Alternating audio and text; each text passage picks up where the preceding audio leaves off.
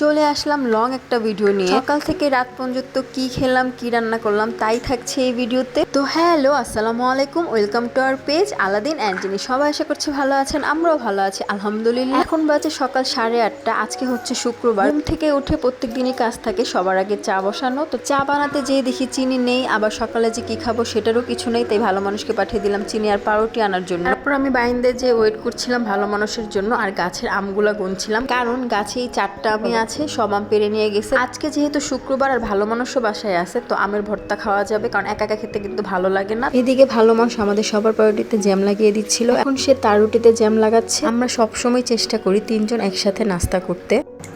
এইভাবে কেউ খায় আয়াত? পাপাইটা একা একা খেতে খেতে জ্যামটে মুখে ভরিয়ে ফেলছিল, তাই তার চিয়ার্স। এই দাও চিয়ার্স।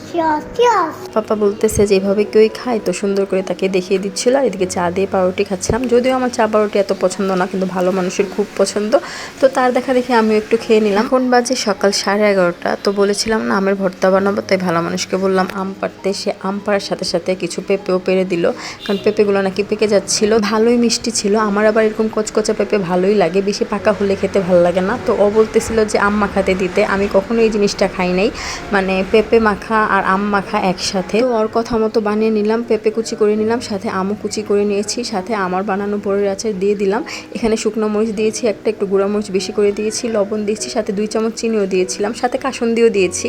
তো এই তো আমার ভর্তা মাখা শেষ, দুজনে মিলে খাচ্ছিলাম। পরে ভাবলাম পাশের আন্টিকে দেওয়া যাক, তো এদিকে পেঁপে আর আম ভর্তা নিয়ে পাশের আন্টিকে দিয়ে আসলাম। আম আর পেঁপে মাখা খেতে খেতে দুপুরে রান্নার অনেক দেরি হয়ে যাচ্ছিল। দেরি না, মানে 2টার মধ্যে আমার আবার খাবার না দিতে পারলে ভালো লাগে না, তাই আজকে তাড়াতাড়ি করার জন্য গরম পানি দিয়ে নিয়েছি, যদিও আমি গরম পানির ঝোল ব্যবহার করি না। আর যেহেতু এদিকে পেঁপের আলু সেদ্ধ হয়ে গিয়েছে, ভাবলাম গরম পানির ঝোল দিয়ে বলক আসলে জিরার গুঁড়ো দিয়ে নামিয়ে নিব। এই তো আমার তরকারি রান্না শেষ। আর আজকে রান্না করেছিলাম আলু দিয়ে পেঁপে দিয়ে মাংস, মানে মুরগির মাংস। ভেবেছিলাম মুরগিটা শুকনা ভুনা করব, সাথে খিচুড়ি ভুনা করব, কিন্তু গাছের পেঁপে একটা কাঁচা ছিল, তাই ভাবলাম একটু ঝোলই করা যাক আলু দিয়ে। কালকে সারা রাত ভালোই বৃষ্টি হয়েছে, ভেবেছিলাম আজকেও হবে, কিন্তু দুঃখের বিষয় কি বলবো, ফাটিয়ে রোদ উঠেছে। কিন্তু আমি খিচুড়ি রান্না করেছি, সাথে ছিল পেঁয়াজ, লেবু আর আমার প্রিয় বোম্বাই মরিচের আচার।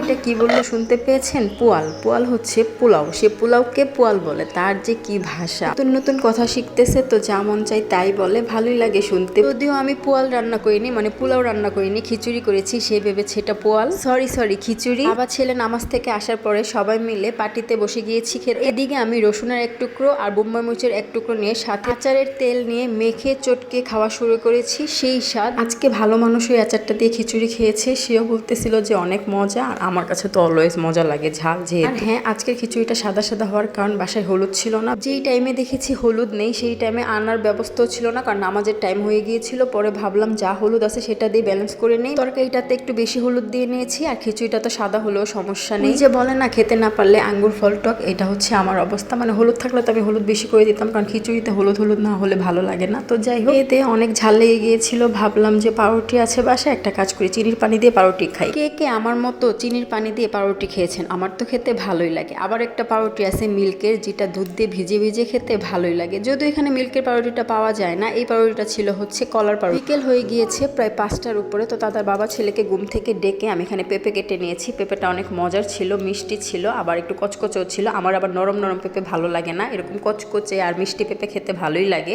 তো আমরা ছাদে চলে আসলাম পেঁপে খেতে।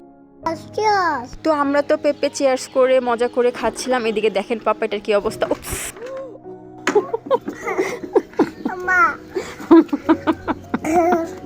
ইটস ওকে, কিচ্ছু হবে না। এ তো বোতলকে ফুটবল বানিয়ে খেলছিল, আমি ভাবলাম একটু ভিডিও করি। ও পেয়েছে ব্যথা, আর আমি এদিকে হাসতে হাসতে শেষ, কারণ আমি যদি দূরে তার কাছে যেতাম ভয় পেয়ে যেত, আবার কান্না করতো।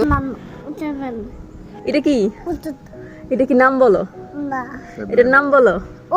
এটার নাম সেভলন। কি নাম? এটা 7 না, এটা সেভলন।